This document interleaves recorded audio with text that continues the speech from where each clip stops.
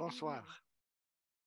Je m'appelle Patricia O'Reilly et au nom des Jésuites du Canada, permettez-moi de vous souhaiter la bienvenue à notre webinaire Lazare dort, la promesse du plus grand miracle de Jésus, présenté par le Père James Martin.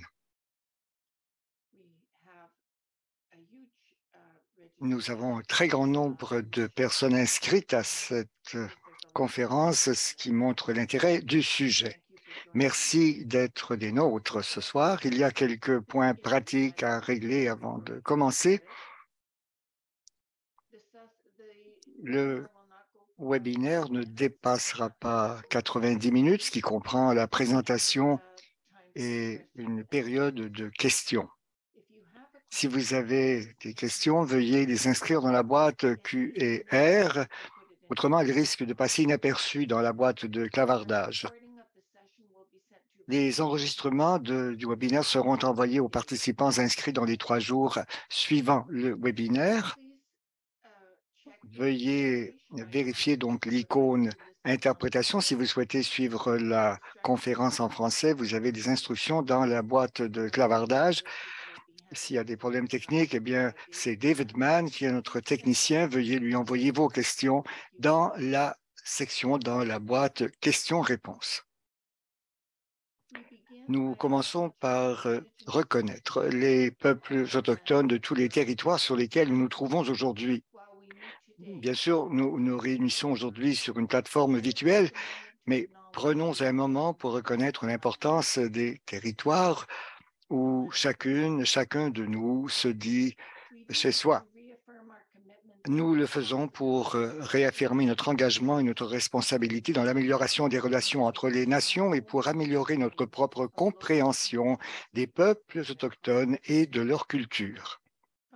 D'un océan à l'autre, nous reconnaissons les territoires ancestraux et non cédés de tous les Inuits, Métis et de tous les membres des Premières Nations qui vivent sur cette terre qui s'appelle le Canada. Nous reconnaissons les préjudices et les erreurs du passé et nous nous engageons chacun à sa manière à aller de l'avant dans un esprit de réconciliation et de collaboration. J'ai donc le grand plaisir de vous présenter le Père James Martin, membre de la Compagnie de Jésus et qui publie régulièrement dans les médias américains et internationaux. Il a été interviewé par le New York Times et le Wall Street Journal et il est apparu sur toutes les grandes chaînes d'information américaines ainsi que sur d'autres chaînes comme le Colbert Report. Il travaille pour le Synode des évêques et il revient d'un mois à Rome où le Synode a siégé pour traiter de la synodalité, c'est-à-dire de la manière dont tous les membres de l'Église participent à la vie de l'Église et à sa mission.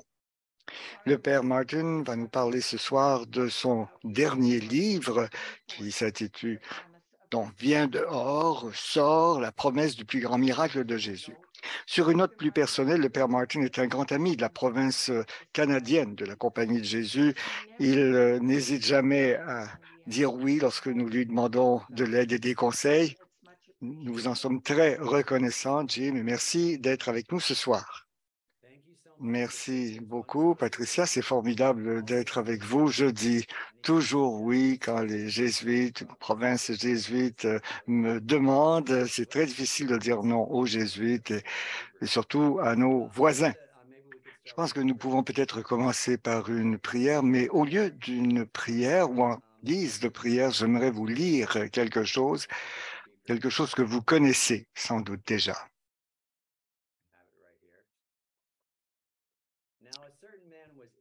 Il y avait quelqu'un de malade, Lazare de Béthanie, le village de Marie et de Marthe, sa sœur. Or, Marie était celle qui répandit du parfum sur le Seigneur et lui essuya les pieds avec ses cheveux.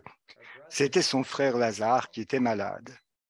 Donc, les 2 sœurs envoyèrent dire à Jésus, « Seigneur, celui que tu aimes est malade. » En apprenant cela, Jésus dit, « Cette maladie ne conduit pas à la mort, elle est pour la gloire de Dieu, afin que par elle, le Fils de Dieu soit glorifié. » Jésus aimait Marthe et sa sœur, ainsi que Lazare. Quand il apprit que celui-ci était malade, il demeura 2 jours encore à l'endroit où il se trouvait. Puis, après cela, il dit aux disciples, « Revenons en Judée. » Les disciples lui dirent, « Rabbi, tout récemment, les Juifs là-bas cherchaient à te lapider et tu comptes y retourner. » Jésus répondit, « N'y a-t-il pas 12 heures dans une journée? Celui qui marche pendant le jour ne trébuche pas parce qu'il voit la lumière de ce monde. Mais celui qui marche pendant la nuit trébuche parce que la lumière n'est pas en lui. » Après ces paroles, il ajouta, « Lazare, notre ami, s'est endormi, mais je vais aller le tirer de ce sommeil. » Les disciples lui dirent, « Seigneur, s'il s'est endormi, il sera sauvé, il va bien. » Jésus avait parlé de la mort, mais eux pensaient qu'il parlait du repos, du sommeil. Alors il leur dit ouvertement, « Lazare est mort. Et je me réjouis de n'avoir pas été là à cause de vous, pour que vous croyiez. Mais allons auprès de lui. » Thomas, appelé Didyme, c'est-à-dire le jumeau, dit aux autres disciples, « Allons-y, nous aussi, pour mourir avec lui. » À son arrivée, Jésus trouva Lazare au tombeau depuis 4 jours déjà. Comme Béthanie était tout près de Jérusalem, à une dizaine de 15 stades, c'est-à-dire une demi-heure de marche, beaucoup de Juifs étaient venus réconforter Marthe et Marie au sujet de leur frère. Lorsque Marthe apprit l'arrivée de Jésus, elle partit à sa rencontre, tandis que Marie restait assise à la maison. Marthe dit à Jésus, « Seigneur, si tu avais été ici, mon frère ne serait pas mort. Mais maintenant encore, je le sais, tout ce que tu demanderas à Dieu, Dieu te l'accordera. » Jésus lui dit, « Ton frère ressuscitera. » Marthe reprit, « Je sais qu'il ressuscitera à la résurrection, au dernier jour. » Jésus lui dit, « Moi, je suis la résurrection et la vie. Celui qui croit en moi, même s'il meurt, vivra. Quiconque vit et croit en moi ne mourra pas. Crois-tu cela? » Elle répondit, « Oui, Seigneur, je le crois, tu es le Christ, le Fils de Dieu, tu es celui qui vient dans le monde. » Ayant dit cela, elle partit appeler sa sœur Marie et lui dit tout bas, « Le Maître est là, il t'appelle. » Marie, dès qu'elle l'entendit, se leva rapidement et alla rejoindre Jésus. Il n'était pas encore entré dans le village, mais se trouvait toujours à l'endroit où Marthe l'avait rencontré. Les Juifs qui étaient à la maison avec Marie et la réconfortaient, la voyant se lever et sortir si vite, la suivirent. Ils pensaient qu'elle allait au tombeau pour y pleurer. Marie arriva à l'endroit où se trouvait Jésus. Dès qu'elle le vit, elle se jeta à ses pieds et lui dit, « Seigneur, si tu avais été ici, mon frère ne serait pas mort. » Quand il vit qu'elle pleurait et que les Juifs venus avec elle pleuraient aussi, Jésus, en son esprit, fut saisi d'émotion. Il fut bouleversé et il demanda, « Où l'avez-vous déposé ?» Ils lui répondirent, « Seigneur, viens et vois. » Alors Jésus se mit à pleurer et les Juifs disaient, « Voyez comme il l'aimait. » Mais certains d'entre eux dirent, « Lui qui a ouvert les yeux de l'aveugle, ne pouvait-il pas empêcher Lazare de mourir? » Jésus, repris par l'émotion, arriva au tombeau. C'était une grotte fermée par une pierre. Jésus dit, « Enlevez la pierre. » Marthe, la sœur du défunt, lui dit, « Seigneur, il sent déjà, c'est le 4e jour qu'il est là. » Alors Jésus dit à Marthe, « Ne te l'ai-je pas dit, si tu crois, tu verras la gloire de Dieu. » On enleva donc la pierre. Alors Jésus leva les yeux au ciel et dit, « Père, je te rends grâce parce que tu m'as exaucé. Je le savais bien, moi, que tu m'exauces toujours, mais je le dis à cause de la foule qui m'entoure afin qu'ils croient que c'est toi qui m'as envoyé. » Alors il cria d'une voix forte, « Lazare, viens dehors. » Et le mort sortit, les pieds et les mains liés par des bandelettes, le visage enveloppé d'un suaire. Jésus leur dit, « Déliez-le et laissez-le aller. » Bien. À moins que le christianisme soit quelque chose de tout à fait nouveau pour vous, c'est le récit de la résurrection de Lazare et c'est l'objet de mon dernier livre qui s'intitule donc Viens dehors, la promesse du plus grand miracle de Jésus. Alors en français, donc on peut dire soit viens dehors, soit viens en avant, avance. Mais donc je suis très reconnaissant aux interprètes là, qui me permettent de communiquer avec vous en français. Quand j'ai dit à ma mère que j'allais publier un livre sur Lazare, elle m'a dit, mais pourquoi Lazare? Pourquoi? Alors, peut-être quelques mots donc, pour expliquer ce qui m'a poussé à écrire ce livre en guise d'introduction. Quand j'étais jeune, ceux qui ont un peu de mémoire se rappelleront qu'il y avait une émission très populaire à la télé Ça s'appelait Jésus de Nazareth. C'est une série qui a été préparée, présentée à la télé.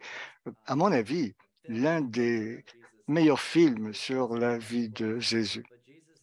Enfin, cette série qui a été produite en 1977 par Franco Zeffirelli et a été présentée à la télévision régulièrement sur les grands réseaux, donc dans le temps de Noël et dans le temps de Pâques en particulier. Alors, c'est une série qu'il présentait sur 3 ou 4 soirs.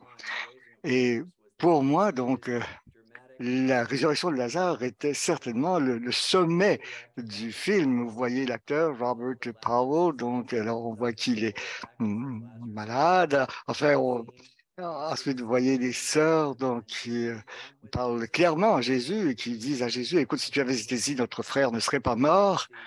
Le film donc suit de très près donc le texte de l'Évangile. Ils ont eu recours à des exégètes pour les aider. Et ensuite, il y a un grand plan. Alors, on voit déjà que la pierre a été roulée et Jésus crie. Donc, il a un accent britannique. Alors, c'est Robert Powell qui joue Jésus. Donc, et alors, Jésus, donc, d'une voix très forte avec son accent, dit Lazare, donc, sort. Hein. Et il y a donc évidemment un effet musical à ce moment-ci, et vous voyez sortir ce personnage donc du tombeau. Évidemment, tout le monde est frappé de terreur, certains tombent à genoux. Et moi, ça m'a certainement beaucoup frappé. J'avais 16 ans quand j'ai vu cela, et je me disais, mais qui est ce type? Alors, d'où est-ce qu'il sort? Pourquoi est-ce qu'on n'en parle pas davantage? Pourquoi est-ce qu'on ne le trouve pas dans les autres évangiles? Et qui sont ces deux sœurs, Marthe et Marie, qui parlent à Jésus si directement? Alors, si tu avais été là, donc notre frère ne sera pas mort. Enfin, c'est quand même quelque chose d'un peu fort à dire à Jésus. Alors, moi, j'ai été frappé donc par le caractère dramatique de cet épisode. Et il y a une dizaine d'années, je faisais une recherche pour un livre sur Jésus et le pèlerinage. Et j'étais donc en Terre Sainte, à Jérusalem, et je vivais dans une communauté jésuite qui relève de l'Institut biblique pontifical, donc qui est surtout une communauté. Et le jésuite de cette communauté jésuite m'a dit, donc, qu'est-ce que tu aimerais voir? Donc, j'étais avec un ami jésuite. Mais il y a la mer de Galilée, Capharnaüm, Gethsémani, l'église du Saint-Sépulcre. Mais et pourquoi pas le tombeau de Lazare, m'a-t-il dit. Le tombeau de Lazare, mais de quoi parlez-vous? Ben, vous pouvez voir cela à Béthanie, qui aujourd'hui s'appelle Al-Azariya en arabe, donc on est en territoire palestinien. Et bon, il y a quelques pèlerins qui y vont. J'aimerais ça. Nous sommes donc allés au tombeau de Lazare dans cette petite ville, donc à Azaria. Et c'est près donc de l'église consacrée à Saint-Lazare. Il y a, je pense que c'est un peu difficile à décrire. Donc, on descend. Donc, il y a un passage en pierre. Et généralement, donc, il n'y a pas beaucoup de pèlerins qui y vont et on est relativement seul et en priant là-bas. Et je me disais, mais alors, qu'est-ce que je dois laisser derrière moi dans le tombeau? Alors, j'étais seul. Alors, sur quoi est-ce que je peux prier ici? Donc, quelle est la composition de lieu que je devrais faire à cet endroit? Alors, je me disais, donc, qu'est-ce que je voudrais laisser donc ici? Donc, ces choses donc qui sont comme les bandelettes là, qui nous emprisonnent, enfin. Et c'était quand même très touchant. Alors, je suis ensuite remonté, donc c'était au grand soleil. Et pour moi, ça a été une expérience forte. Et 4 ou 5 ans plus tôt, après que le livre sur lequel je travaillais ait été publié, on a organisé un pèlerinage en Terre Sainte. Et là, cette fois, j'ai dit, il faut absolument aller au tombeau de Lazare. Encore une fois, ce n'est pas un lieu fréquenté par les groupes de pèlerins. Quand on va là, c'est quand même plutôt discret. Et j'ai dit, je vais demander aux pèlerins de faire une méditation semblable à celle que j'ai faite. Et c'est un peu ce que je vais vous inviter à faire aussi. Si vous, peut-être vous pourrez donc lire, acheter le livre et imaginez-vous devant ce tombeau et dites-vous donc quelles sont les choses dont j'aimerais me détacher, donc que j'aimerais laisser dans le tombeau, donc comme Lazare qui s'est libéré des bandelettes et qui Lazare, donc bien sûr, a dû faire confiance à la voix de Jésus. Il a entendu la voix de Jésus, où qu'il ait été à ce moment-là. Donc, mais il a répondu à cette voix. Et nous avons, nous aussi, une invitation de Dieu dans notre vie qui nous appelle donc à nous détacher de certaines choses. Alors, j'ai suggéré aux pèlerins de faire cela et ça a été pour plusieurs donc une expérience vraiment émouvante. Alors, je me suis dit donc il faut probablement que je fasse un livre là-dessus. J'ai commencé donc il y a plusieurs années avant la pandémie. Et ce livre combine à la fois l'exégèse biblique, c'est-à-dire que je regarde le récit évangélique, donc pratiquement étape par étape et ligne après ligne pour bien voir ce que nous dit l'histoire, ce que nous dit le texte, ce qu'elle peut dire directement. Mais ensuite, il y a une dimension spiritualité, c'est des choses dont je parlais là, quelles sont les choses qu'il faut laisser mourir, mais en regardant aussi les leçons spirituelles de ce récit. Et il y a aussi un aspect donc d'information, de voyage ou touristique sur ce qu'on trouve à Béthanie. Et ensuite, on examine le personnage de Lazare à travers la culture occidentale. Alors, vous voyez, il y a plusieurs illustrations dans le livre. Ça, c'est Marthe, parce que Lazare est un personnage très populaire dans la culture populaire et dans les arts. Alors, j'examine donc les représentations qu'on a données de Lazare, comment on l'a présenté. Alors, vous avez ici deux illustrations ici. Je ne sais pas si vous arrivez à voir ici, mais ici, vous avez donc une icône de Lazare qui a été écrite par un ami à moi. Donc, c'est Lazare de Béthanie. Et une autre icône que Bill McNichol a fait, donc, alors c'est sur le tombeau de Lazare, c'est à cela que ça ressemble quand vous y allez. Alors, c'est donc une histoire culturelle du personnage de Lazare. Alors, qu'est-ce que nous pouvons dire de Lazare? D'abord, on peut se demander, est-ce qu'il a vraiment existé ou est-ce que c'est simplement donc une histoire donc qui est surtout symbolique, une sorte de parabole donc Jean aurait inventé? Eh bien, il y a un certain nombre de façons pour nous de savoir que les gens qui sont nommés dans l'Évangile sont des personnages historiques. Par exemple, dans certains passages de l'Évangile,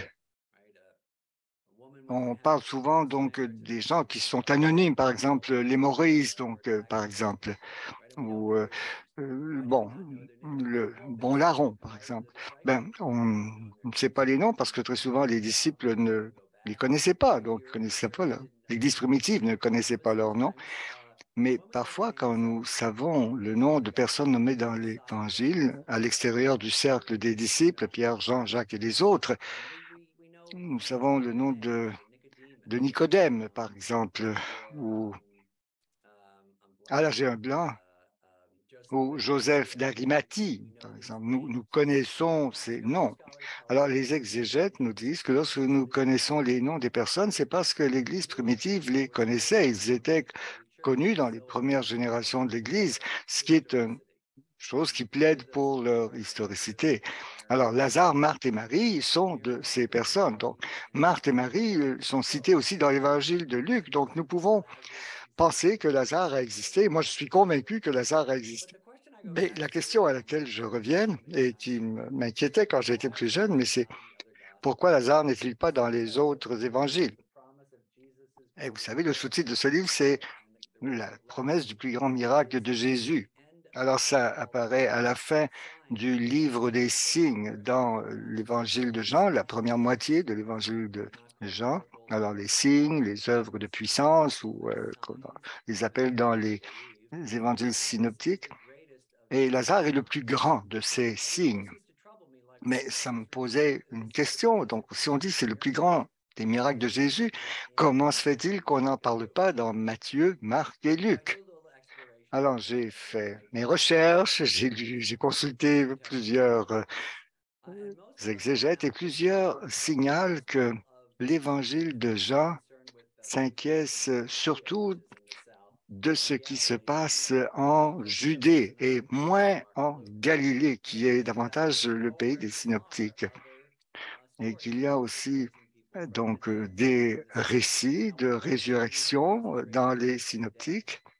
Et d'ailleurs, Jésus lui-même dit qu'il ressuscite les morts. Vous vous rappelez quand les amis de Jean-Baptiste vont trouver Jésus alors que Jean-Baptiste est en prison et lui disent, est-ce que tu es celui qui doit venir ou est-ce qu'on doit en attendre un autre? Et Jésus dit, allez dire à Jean ce que vous avez vu. Les paralysés marchent, les aveugles voient et les morts ressuscitent. Donc Jésus lui-même parle des résurrections qu'il a faites. Mais il n'y a pas que Lazare. Par exemple, il y a le fils de la veuve de Naïm que Jésus a ressuscité. Donc la ville de Naïm existe toujours. Et donc il croise une funérailles et donc la mère est là. Donc elle est déjà veuve et vient de perdre son fils, alors, ce qui veut dire qu'elle est pratiquement laissée à elle-même. Bon, ça, c'est un autre sujet, mais alors Jésus ressuscite ce jeune homme et aussi la fille de Jaïr. Donc, les exégètes disent que Matthieu, Marc et Luc ont peut-être eu connaissance de la résurrection de Lazare, mais ils avaient déjà des récits de résurrection dans leur propre évangile et ils n'avaient pas nécessairement de quoi faire le chef-d'œuvre que Jean en a fait. Mais il y a un parallèle. Vous vous rappelez, dans l'évangile de Luc, il y a la parabole de Lazare et l'homme riche. Donc, vous savez, Lazare est le pauvre, là, qui est meurt pratiquement à la porte de l'homme riche et ensuite il se retrouve dans l'au-delà. Et Lazare, bien sûr, est parmi les bienheureux et il supplie donc Lazare. Donc, l'homme riche dit que envoie Lazare avertir donc mes frères et sœurs. Mais comme disent les exégètes, nous avons aussi une parabole donc de quelqu'un qui revient donc du pays des morts.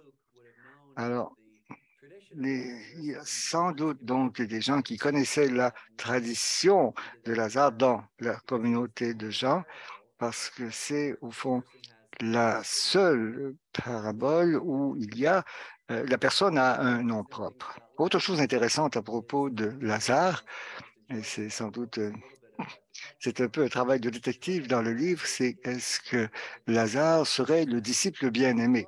Alors, le disciple bien-aimé est un personnage mystérieux donc dans l'évangile de Jean. Alors, bien des gens pensent que le disciple bien-aimé, c'est Jean, donc l'auteur de l'évangile de Jean. Bien, des gens pensent que c'est plutôt le disciple Thomas, d'autres disent que c'est Marie-Madeleine, mais enfin, parce que euh, donc, parce qu'au pied, quand les gens sont au pied de la croix, Jésus dit aux disciples bien-aimés, mon fils, donc alors masculin. Mais enfin, ce mystère donc du disciple bien-aimé, c'est un peu donc une histoire qui intéresse les exégètes depuis longtemps, mais certaines personnes pensent que ce pourrait être Lazare. Mais pourquoi? Alors, le disciple bien-aimé, alors qui est-il? C'est la source de plusieurs des récits qu'on trouve dans l'évangile de Jean. Mais par ailleurs, le disciple bien-aimé n'apparaît qu'après, l'expression n'apparaît qu'après la résurrection de Lazare. Alors quand, vous savez, dans le texte que je viens de lire, quand les sœurs avertissent Jésus que leur frère est très malade, ils disent pas Lazare, ton disciple est malade. Non, ils disent pas donc Lazare de Béthanie. Maintenant, ils disent celui que tu aimes. Hein, celui que tu aimes est malade. Alors, c'est un signe de l'affection que Jésus pouvait avoir pour alors, celui que tu aimes est malade. Alors, c'est en un sens le bien-aimé. Donc, c'est un indice que ce pourrait être le disciple bien-aimé. Mais en fait, ce le disciple bien-aimé n'apparaît dans l'évangile de Jean qu'après le récit de la résurrection de Lazare. C'est un peu comme si c'était la présentation du disciple bien-aimé, un autre indice. Mais dans l'évangile, dans le chapitre 21 de Jean, donc, Jésus apparaît aux disciples, il est sur la rive, ils sont allés pêcher et le disciple bien-aimé et Pierre donc sont en train de pêcher dans la mer de Galilée et le bien-aimé dit c'est le Seigneur, il le reconnaît. Alors Pierre plonge à l'eau, ils vont à la rive et il y a ce dialogue avec Pierre. Pierre, est-ce que tu m'aimes? Oui, Seigneur, tu sais que je t'aime. Alors trois fois pour compenser le triple reniement de Pierre au moment de la passion. Alors, paix mes brebis, paix mes agneaux. Mais quand Pierre donc parle au Christ ressuscité, c'est une conversation importante. Jésus dit, mais et qu'en est-il de lui? Qu'en est-il dont il s'est bien aimé? Il dit, alors c'est pas vraiment de tes affaires, donc si lui doit rester jusqu'à ce que je revienne. Et l'évangile de Jean et la rumeur s'est répandue que ce disciple ne mourrait pas. Alors, les exégètes disent que ça n'aurait de sens pour personne sauf pour Lazare, n'est-ce pas? Alors, pourquoi est-ce qu'on dirait qu'il y a une rumeur à propos de ce disciple bien-aimé qui ne mourrait jamais? Ah,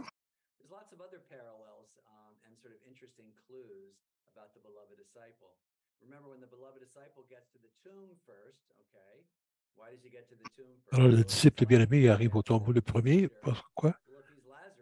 Parce qu'il connaît peut-être la place. Et parce qu'un de Galilée, l'autre, donc apparaît. Et qu'est-ce qu'il voit? Il voit les linges et le suaire pour couvrir le visage. Et il croit. Et il croit. Alors, pourquoi est-ce que le disciple bien-aimé croit?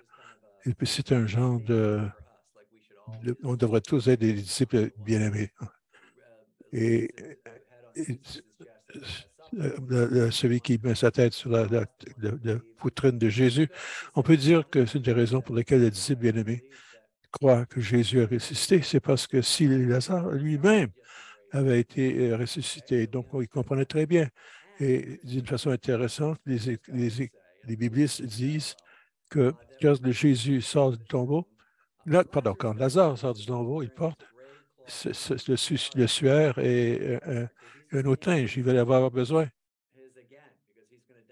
Il va avoir besoin de ça parce qu'il va mourir. Mais Jésus laisse tout ça rouler dans le tombeau de Jésus. Jésus n'en a plus besoin de ce suaire et de ce linge. Donc, il y a beaucoup de preuves à l'intérieur du texte qui montrent que Lazare peut être le disciple bien-aimé. Or, ça, c'est un peu notre héros de l'histoire. Lazare, je vais vous montrer sa photo, mais une image.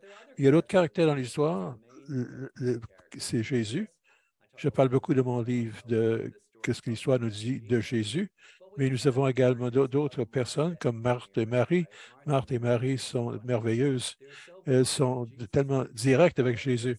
Elles disent même Seigneur, si tu avais été ici, mon frère ne serait pas mort, ne serait pas mort. Et puis, elle accuse Jésus. Et ça peut être une profession de foi, mais on peut voir ça aussi comme une accusation directe. Et je crois aussi que les caractères sont très semblables dans leur personnalité. Les personnalités de Marie et Marthe, Lazare et les deux sœurs sont semblables à leur personnalité dans l'évangile de Luc. Ça ressemble dans l'évangile de Luc. La première histoire de Marthe et Marie, c'est quand Marthe et Marie reçoivent Jésus chez elles et la maison non pas de Lazare, mais de Marie et Marthe. Marthe fait tout le travail. Elle dit, Jésus, moi je fais tout le travail. Est-ce que tu n'es pas préoccupé par ça? Dis à Marie de m'aider. Alors, qui parle à Jésus de cette façon directe-là?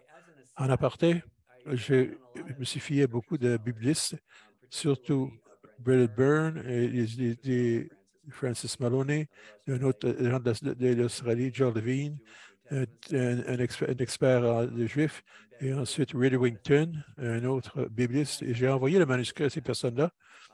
Et une des choses qui m'a dit, Mme Levine m'a dit, quand tu parles de ce passage en Luc, les deux sœurs, tu dis que Marthe cuit. parce qu'on préparait un repas. Il n'y a pas de repas là. Certains d'entre vous sont des bons catholiques, vous allez être surpris que je dis, oh, il y a- Marie prépare le repas, mais Marie n'aide pas. Non, c'est pas ça. Si on retourne au texte, on voit que Marthe fait sa diaconie, hein, son service, son ministère. Mais une des raisons pour lesquelles nous avons, elle pilait les patates, c'est peut-être parce que nous sommes pas mal à l'aise avec la connexion entre Marthe et diaconie, hein. Une fois qu'on comprend, dès là qu'on a le mot diacre, ah, c'est un sujet de conversation au synode. Le mois dernier à Rome, c'est comme si c'était l'année dernière. Donc, Marthe se plaint que Marie, qui est à côté des pieds, c'est au pied de Jésus, ne fait pas ce qu'elle devrait faire. Mais Jésus lui dit, non, elle a choisi la meilleure part. Et dans ce passage, Marthe est la personne active, Marie, c'est la contemplative. On a une active et une contemplative. De la même façon, dans l'Évangile de Jean, quand Marie reste à l'arrière et Marthe part à l'avant. Et quand elle arrive voir Jésus, qu'est-ce qu'elle fait? Elle s'agenouille à ses jambes, pieds, tout comme elle fait dans l'Évangile de Luc. Donc, il y a un parallèle assez intéressant. Mais une des choses intéressantes pour moi, c'est entre Marie et Marthe, c'est surtout Marthe, c'est qu'elle manifeste la valeur de l'honnêteté. Or, elles disent au Seigneur, si tu avais été ici, mon frère, notre soeur n'est pas mort. Dans l'Évangile de Luc, on dit, dis-lui de m'aider, des choses comme ça. Et ça nous rappelle qu'elle devait être très proche de Jésus pour lui parler de cette façon-là. En direct, on parle aux gens des gens directement comme ça quand on les connaît. Donc des amis, on ne peut pas parler de cette façon à notre patron ou quelqu'un qu'on ne connaît pas. Et donc, ça montre à l'intimité avec Jésus, ce qui est tout à fait formidable. Et également, lui, celui qui aime, celui que Jésus aimait, Jésus a dit être proche des trois. Mais il faut être honnête dans la prière aussi. Nous avons besoin d'être honnête avec Jésus dans la prière, comme Marthe l'est. Alors, comme j'ai dit, certes, elle parle avec Jésus qui attend. On dit, même si Jésus aimait Marthe et Marie pour 2 jours, pourquoi est-ce qu'il était à la porte? Là, quand il arrive, Lazare est mort depuis 4 jours. Un jour, Lazare meurt, 2 jours d'attente. Et finalement, pourquoi les 4 jours? Et dans l'Évangile, je dis pour qu'il puisse voir la gloire de Dieu. Quelque chose mais dans l'Évangile de Jean, nous avons se rappeler que Jésus est toujours responsable. Jésus contrôle tout.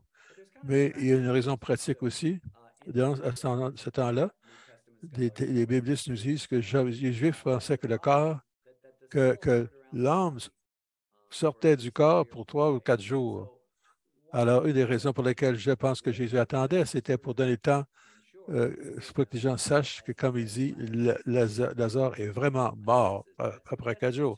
Donc, on arrive au tombeau et Jésus pleure. C'est peut-être un des passages les plus aimés de l'Évangile que Jésus pleure, où Jésus a commencé à pleurer. Pourquoi? Eh bien, on s'est dit, ben Jésus était triste pour son ami, ou pour Marie et Marthe. De fait, et j'ai passé beaucoup de temps là-dessus dans le livre, parce que c'est tellement surprenant. Les mots grecs qui sont utilisés parlent de colère. Jésus est frustré, colérique. Pourquoi?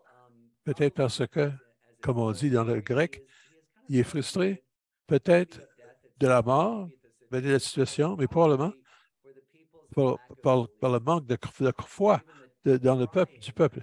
Même le cri, le pleur de Jésus, les larmes de Jésus sont différentes des larmes de Marie, Marthe et leurs amis juifs. Elles pleurent. Jésus simplement euh, laisse tomber des gouttes et tout. Alors, pour voir ce qui se passe vraiment, il faut comprendre l'histoire dans sa profondeur. D'une façon intéressante, Jésus dit, enlever la pierre. C'est un de mes amis, des éléments que j'aime. Pourquoi est-ce qu'il a dit enlever la pierre? Jésus aurait pu simplement claquer des doigts et la pierre disparaîtrait. Et puis, comme Jésus apparaît le dimanche de Pâques, Il dit enlevez la pierre et quand Lazare sort, il dit enlevez, détachez-le. Et on se rappelle que même si la nouvelle vie est donnée, et notre réponse, c'est la grâce de Dieu. Des fois, on a besoin d'aide. Et c'est Jésus qui nous invite à participer de la communauté, enlever la pierre et libérer-le. Alors, ce livre parle de liberté personnelle, mais on est invité à avoir aider d'autres à être libres, à enlever la pierre d'autres personnes et les libérer d'autres personnes. Donc, c'est un appel pour la participation et la liberté que Jésus nous donne. Bon, mais je vais maintenant vous dire ce titre. Il y a une histoire qui sous-tend ce titre. Ce que Jésus dit à Lazare, c'est Lazare, c'est Lazare, sort, sort. C'est pas avance, mais sort. Comme vous savez, le travail que je fais avec les LGBTQ, et quand je dis sortir, on m'aurait accusé d'être protagoniste pour les LGBTQ. Et donc, j'ai utilisé Lazare sort et exo sort. C'est quand on utilise quand Jésus fait travaille avec les mauvais esprits et donc sort. Et sortir, c'est important pour les LGBTQ, pour les gens LGBTQ, et laisser en arrière la crainte que les gens ne les accepteront pas, que Dieu les aime pas, mais sortir à l'invitation de Dieu, c'était quelque chose pour tout le monde. La dernière question dont je voulais parler avant de recevoir vos questions, c'est qu'est-ce qui se passe à Lazare? Qu'est-ce qui se passe avec Lazare? Il y a beaucoup de différentes traditions qui, pour la suite, j'en parle à la fin du livre. Et une tradition, croyez-le ou non, Lazare et Marie et Marthe embarquent par des mécréants, embarquent sur un bateau par des mécréants. Et c'est que Lazare était une preuve de Jésus. En passant, plusieurs biblistes disent que dans l'Évangile de Jean, la réception que Jésus sur le dimanche des rameaux peut être attribuée à Lazare. Lazare, c'est une preuve de la résurrection des morts. Dans l'Évangile de Jean, sa célébration prépare la mort de Jésus, sa crucifixion. Alors, Lazare mène à un lien avec Jésus. Toujours est-il qu'une tradition, c'est que les trois sont sur un bateau et vont à Marseille, où il devient le premier évêque de Marseille. Dans le livre, il y a une place Saint-Lazare, en Auturne, dans la région de Bourgogne, où Lazare est enterré. Et l'autre, la tradition, c'est il va à Chypre, en Chypre, le premier évêque de Chypre, il est mort, ses reliques sont transférées à Marseille. Donc, c'est une histoire de Lazare aboutissent à Marseille, mais probablement que les biblistes disent que Lazare était tué parce qu'il y a des indications dans l'Évangile de Jean, peut-être parce qu'il était vu comme quelqu'un trop public et une preuve de la vie de Jésus. Donc, je voulais vous poser les questions, ce sont les questions que je laisse dans le livre. La question, c'est qu'est-ce que vous avez à laisser dans votre tombeau? Nous avons tous des choses qui nous attachent. Ce sont des fardeaux pour nous. Peut-être que c'est une façon de comportement non acceptable. Vous êtes dans dépendance. Vous êtes pas paresseux, concentré sur sur vous-même. Il y a toutes des choses qui nous empêchent de répondre à la voix de Dieu dans notre vie. Donc, qu'est-ce que ces choses qu'il faut laisser partir, laisser mourir?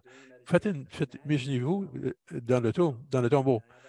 Et je suis très fier de ce livre parce que j'ai beaucoup de fautes d'images.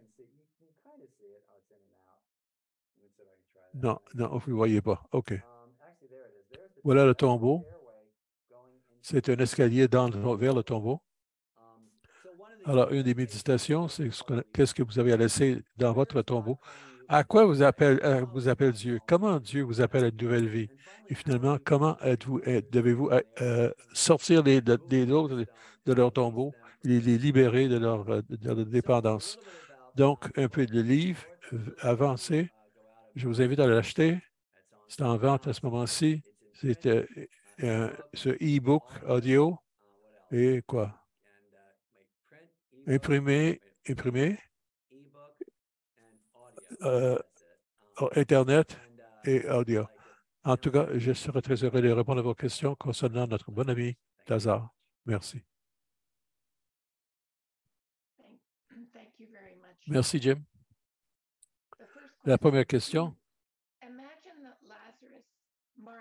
Imaginez que Marthe, et Marie et Lazare étaient à une des tables avec vous au synode.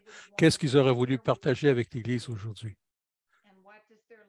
Et comment est-ce que ça te fait, comment est-ce que ça nous pose des questions? Assis à la table du synode, formidable. Eh bien, une des choses dont on a parlé dans les petits groupes, c'était le rôle des femmes. Et nous avons parlé, je peux le dire parce que c'est partagé, des femmes diacres. Et je pense que Marthe pourrait dire, je suis fatigué d'être vue comme une personne dans la cuisine. J'ai choisi la diaconie, moi. Et d'être diacre, on pourrait en parler avec Marie-Madeleine et son rôle dans l'Église. Je pense au rôle des femmes. Ce qu'on pourrait dire, c'est regarder l'histoire de notre frère, où est l'Église, qu'est-ce que l'Église laisse en arrière, c'est des choses mortes qui ne servent plus à rien, et en quoi est-ce que la vie de l'Église est appelée maintenant, et comment la famille de l'époque nous parle aujourd'hui. Je pense qu'il y a quelques histoires d'amitié. On pense que tout le monde qui s'associe avec Jésus, dans sa famille, comme Marie et Joseph, ou un disciple, et nous rappelle que Jésus avait des amis. Marie, Marthe avaient une maison où Jésus se sentait à l'aise pour aller visiter. Et plusieurs biblistes disent qu'ils ne sont pas des disciples, ils sont des amis de Jésus. Jésus, des gens qui l'aiment. Donc, la famille montre que Jésus avait des amis, dont nous avons besoin d'amis, tout comme Jésus. Et d'être un ami, c'est très important. Si vous avez parlé des 4 jours où Lazare était mort, comment est-ce qu'il était spirituellement? Non, il y a beaucoup de spéculations là-dessus. La raison, c'est qu'on ne sait pas où il est pendant ces 4 jours. Au purgatoire, en enfer, ou quoi que ce soit, je ne sais pas. Il y a les livres qui ont été écrits sur Lazare. Un des thèmes de plusieurs pièces, c'est que Lazare ne veut pas revenir. Il est mort maintenant qu'il est mort. Laissez-moi là. C'est ce qu'il dit. Et donc, mais on ne sait pas où Lazare va spirituellement. Et je crois que je dis que c'est une histoire, mais que je crois que l'histoire s'est produite. Il devait répondre à l'appel de Dieu, de Jésus. Donc, c'est comme des expériences quasi de la mort, où on entend des voix, on voit des lumières, tout ça. Lui, il a choisi de retourner. Mais c'est une très bonne question que vous posez. Pourriez-vous parler de ce que Marie-Madeleine, ce que le service de diaconie de Marie-Madeleine aurait pu être? Qu'est-ce qu'elle aurait fait comme repas? Non, n'oubliez pas qu'il y a une différence entre Marie-Madeleine et Marie de Béthanie. Il y a des gens qui pensent que c'est la même personne, mais ce n'est pas sûr. Marie-Madeleine aurait été un autre disciple.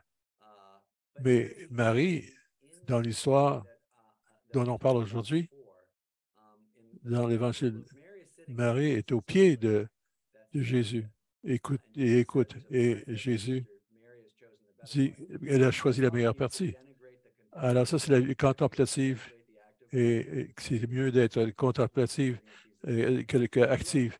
Non, Jésus est très actif lui-même, surtout dans l'Évangile de Jean, l'Évangile de Luc. Et il va de place en place et en pied. Il y a une place, il faut être à la fois Marthe et Marie. Et je pense que cette histoire est utilisée pour dénigrer la vie active. Marthe, on est supposé d'être deux, je pense, les deux, contemplatif et actif. Si les gens croient croyaient à la résurrection avant que...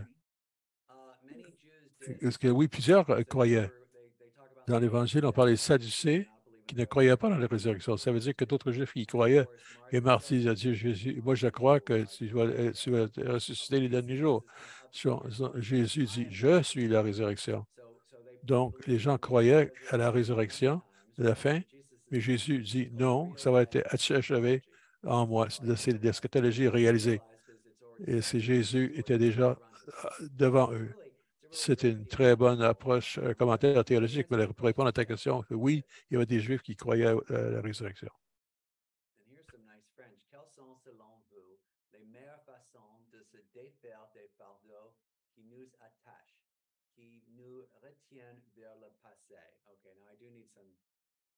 Translation. I can speak it, but I can't translate it. I think they'll send it. I think Albert or Michelle will send it to us. No. Let's go on and we'll come back. Here we go. Okay.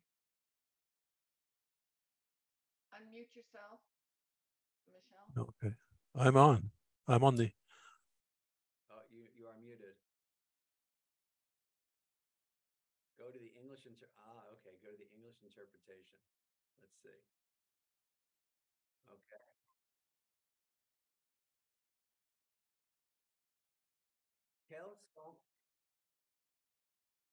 Quelles sont, selon vous, les meilleures façons de se défaire des fardeaux qui nous attachent, qui nous retiennent vers le passé? All right, terrific. Thank you. Formidable, merci beaucoup.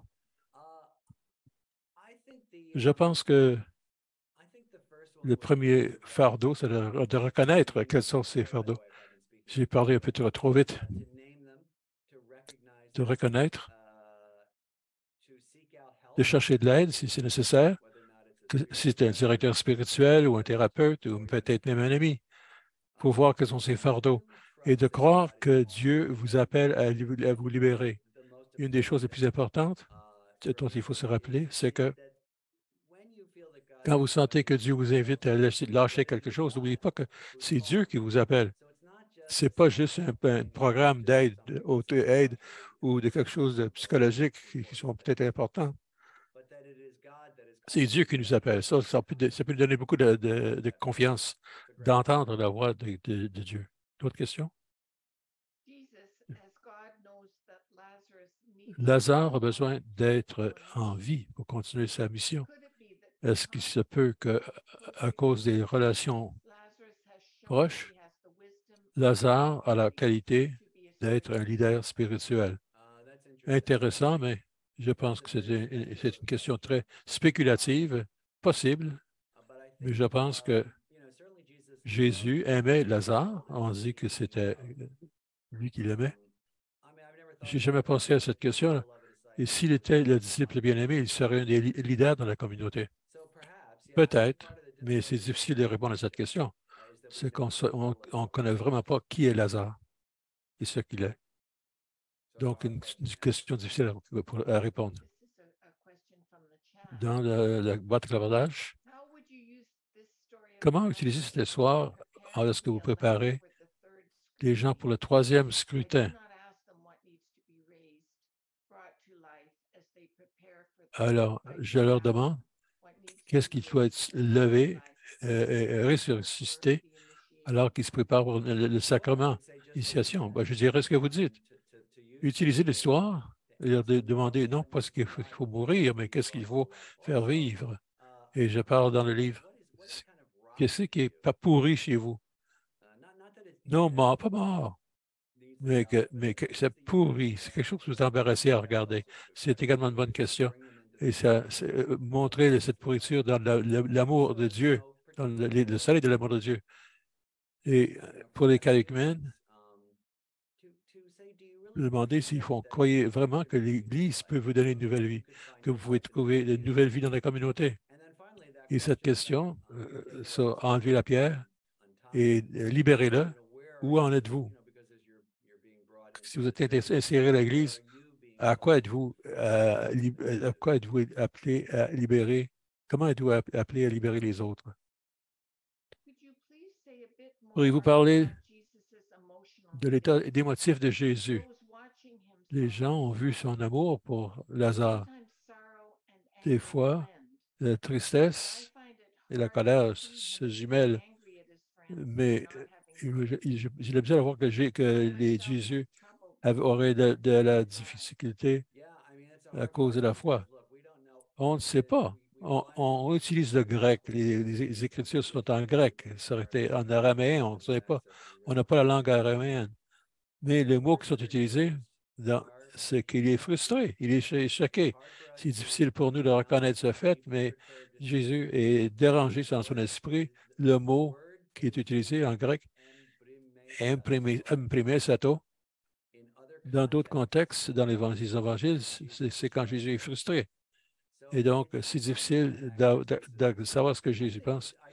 Comme je dis dans le livre, c'est peut-être un ensemble d'émotions. Frustration, mais il ne faut pas oublier que Jésus sait, de cette façon, que ça va amener un préalable à sa propre mort. Pas parce que je vous dis c'est simpliste, mais ces émotions auraient été plus compliquées que simplement une frustration ou colère ou quelque chose comme ça. Il y aurait peut-être eu de la crainte. Donc, c'est très bon vers. Et je sais que j'en passe du temps dans le livre parce que je sais que c'est difficile pour les gens d'entendre ça. Mais c'est ce que le grec dit. Est-ce qu'il y a quelque chose à partager de ce que votre prochain livre va être? Oui, je fais un mémoire. Ce livre de Lazare que vous voyez est assez épais. Beaucoup de photos, d'images, de notes en bas de page. Il y a beaucoup de choses bibliques. Et ça va être très accessible, j'espère. Donc, mon prochain livre, c'était Mémoires des années 1970 dans mes travaux des emplois de l'été. Alors, il n'y a pas beaucoup de recherche là-dedans. Et un autre livre sur la foi. Je réponds à des questions comme typiques sur la foi.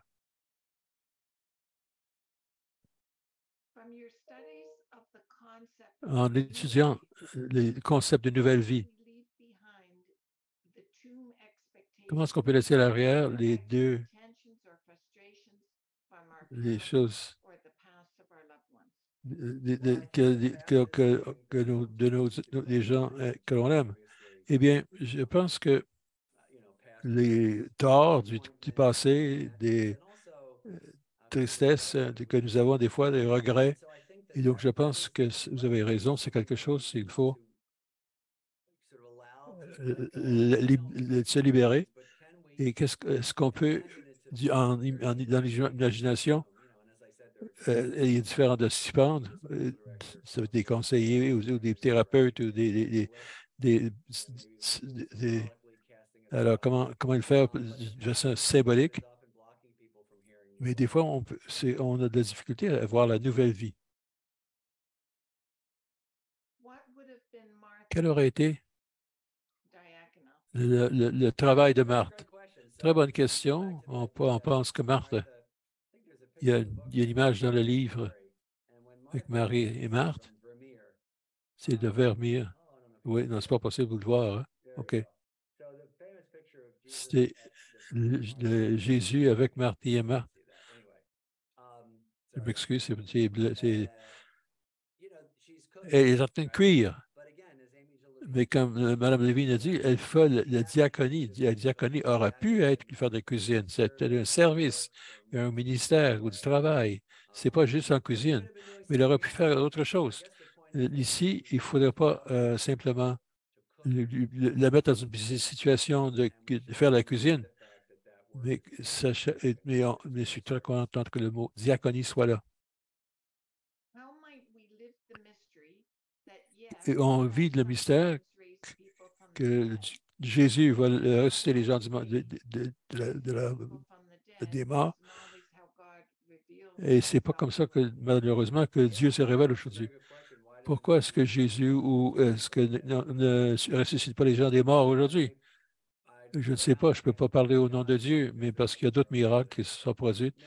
Peut-être que on m'a demandé de poser cette question, peut-être que le signe c'est un signe tellement fort, et donc c'est peut-être un miracle très fort que c'est limité au Fils de Dieu.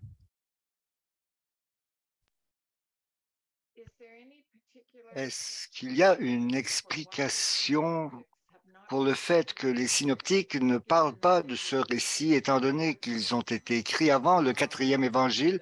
J'en ai parlé un petit peu au début. L'histoire de Lazare ne se trouve pas dans les synoptiques et en quelques mots, c'est probablement parce que ces évangiles se concentrent surtout sur la Galilée et ils ont d'autres récits de résurrection, donc la fille de Jaïr, et le fils de la veuve de Naïm. Donc, ils ne ressentaient pas le besoin d'avoir un autre récit. Et il y a peut-être aussi une certaine compétition entre les communautés chrétiennes de Galilée et celles de Judée. in Jean Vanier's Dans le commentaire de Jean Vanier sur l'évangile de Jean, il suggère que Lazare aurait peut-être été handicapé parce qu'on parle de la maison de Béthanie comme la maison de Marthe. Oui, j'ai déjà entendu cette opinion. J'en parle dans le livre. Béthanie, une des traductions de Béthanie, c'est la maison de réclusion. Alors, certaines personnes pensaient que Marthe ou sa famille aurait peut-être été des lépreux, donc c'est une maison qui se trouve à une certaine distance du village, donc elle aurait pu être considérée comme impure. Alors peut-être qu'ils étaient malades. Lazare, donc, n'a jamais la parole, peut-être qu'il ne pouvait pas parler.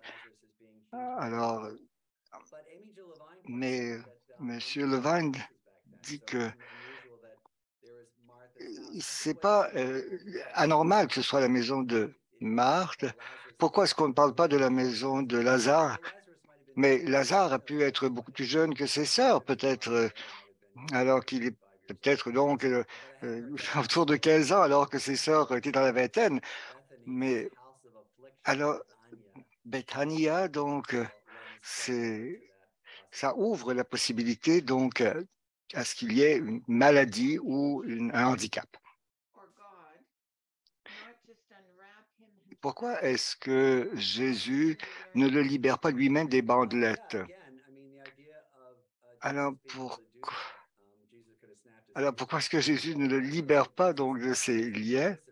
Je pense que c'est parce que Jésus veut que les gens participent au miracle. C'est une façon de faire participer les gens qui sont là. Alors, quelles sont les probabilités que Lazare n'ait pas été marié et pourquoi est-ce que Marthe et Marie donc ne sont pas mariés? Est-ce que ce n'est pas une famille un peu insolite? Oui, c'est peut-être parce que les deux femmes s'occupent de leurs frères, c'est peut-être que c'était des lépreux, c'est peut-être que c'était des membres de la secte des Esséniens, mais effectivement, c'est curieux, mais j'évoque aussi certaines de ces possibilités dans le livre. Alors, vous dites que Lazare a été ressuscité. Alors, j'avais toujours entendu dire qu'il avait été ramené à la vie mortelle, mais qu'il n'avait pas vécu la résurrection du dernier jour. Alors, est-ce qu'il y a une distinction à faire entre les deux? Oui, vous avez raison. Donc, on parle de la résurrection de Lazare. C'est la façon traditionnelle de nommer ce récit, mais il y a distinction qu'on fait entre la résurrection de Lazare. Vous avez raison, il va mourir de nouveau, donc ce n'est pas la résurrection finale. Donc, alors, et c'est pour ça donc on ne laisse pas entendre que Lazare aurait vécu à jamais comme Jésus ressuscité. Non, c'est ça. Il est ressuscité des morts, mais il va remourir, tandis que Jésus, lui, est ressuscité des morts, bon, mais une fois pour toutes. Dans le contexte de la résurrection de Lazare, et quand on voit les émotions de Jésus, alors, comment réagir au fait donc que l'Église prenne beaucoup de temps à se détacher des préjugés, des vieilles choses? C'est important pour nous qui attendons peut-être beaucoup plus du synode. Bon, la première chose à dire du synode, c'est que le synode n'est pas un organisme décisionnel. Donc, nous ne pouvons pas directement au synode prendre des décisions. Le synode est un organisme consultatif, c'est le pape qui décide. Mais le synode a beaucoup parlé donc du diaconat pour les femmes. Et on va sans doute rendre public le résultat des commissions. Donc, il faut bien distinguer par contre ce que le synode peut et ne peut pas faire. Mais on ne peut pas changer non plus l'enseignement de l'Église. Nous pouvons faire des suggestions. Maintenant, vous savez, c'est une bonne question, le temps que prend l'Église à faire des changements et à se détacher.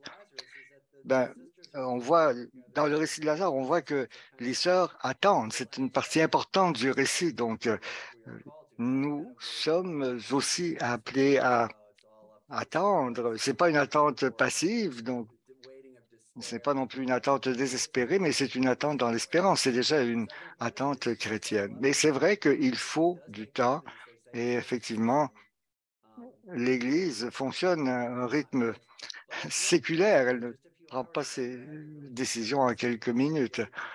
Bon, on dit maintenant donc les personnes transgenres peuvent maintenant agir comme parrains, donc elles peuvent être baptisées. C'est quand même des changements déjà qui surviennent. Il y en a.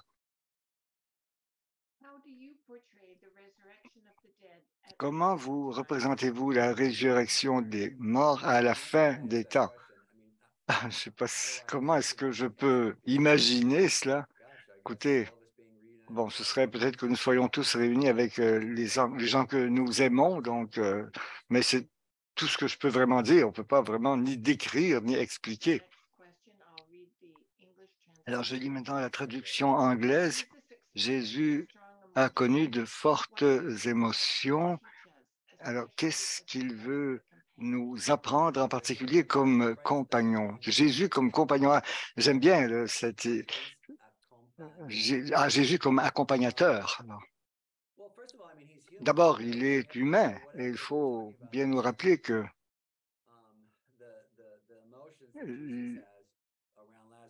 bon, on voit bien que Jésus, devant le corps de Lazare, donc il réagit de façon physiquement humaine. Il vit une émotion. Et je pense que c'est le sens de l'incarnation. Ça nous rappelle aussi de l'importance de notre propre incarnation. Nous aussi, nous avons un corps. Nous aussi, nous vivons des émotions. Mon directeur spirituel m'a dit quand je me plaignais d'une maladie, bien, écoute, tu n'as pas le sens de l'incarnation, tu n'as pas le sens de ton incarnation, m'a-t-il dit. Donc, il faut accepter qu'on est humain, accepter que nous avons un corps. Est-ce qu'il y a un avertissement pour nous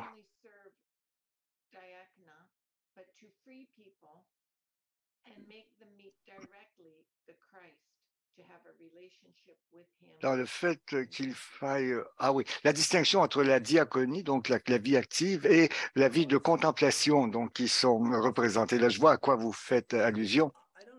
Je ne sais pas si c'est un avertissement ou si c'est pas plutôt une invitation. Donc, Marthe et Marie, bien sûr, Marthe est l'active et Marie la contemplative, et Jésus dit qu'elle a choisi la meilleure part, mais je pense que les deux choses sont nécessaires et de savoir que chaque chose a son heure et son temps. Si les reliques de Lazare sont à Marseille, Est-ce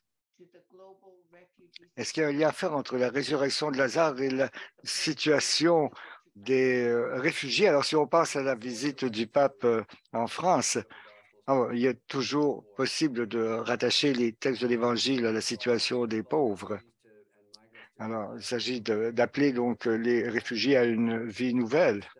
Ouais, et il s'agit au fond de dégager la pierre et de libérer les gens de leur situation. Alors, pourquoi Jésus dit-il à Marthe que Marie a choisi la meilleure part? Bien, l'idée, c'est que Jésus dit qu'il y a un temps pour chaque chose. Alors, il y a un temps pour la contemplation et un temps pour l'action.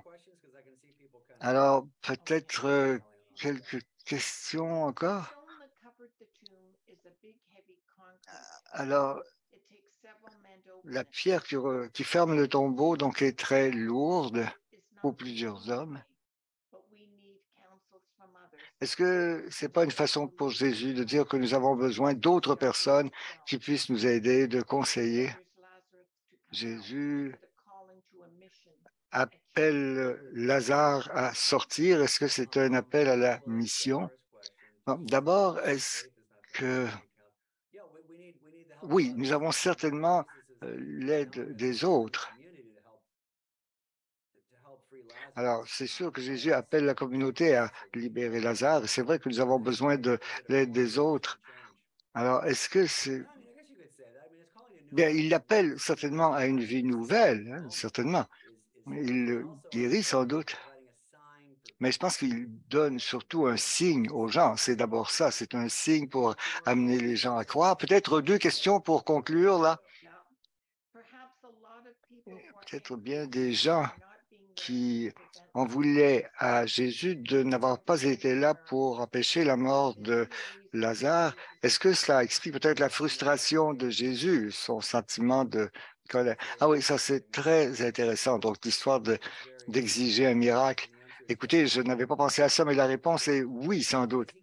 Mais quand même, il vient pour faire le miracle, il vient pour accomplir un signe. Mais je pense qu'il y a beaucoup de choses qui sont ouvertes à la spéculation. En lisant le livre, vous allez voir, donc il y a différentes idées comme ça qui sont supposées, qui sont suggérées, mais c'est excellent comme observation. Alors, à part l'influence des films dans votre jeunesse, mais qu'est-ce que ce passage de l'Écriture a joué dans votre discernement continu, dans votre ministère? Ah ben, c'est une excellente question pour conclure. Écoutez, moi, je pense toujours à ce récit presque tous les jours.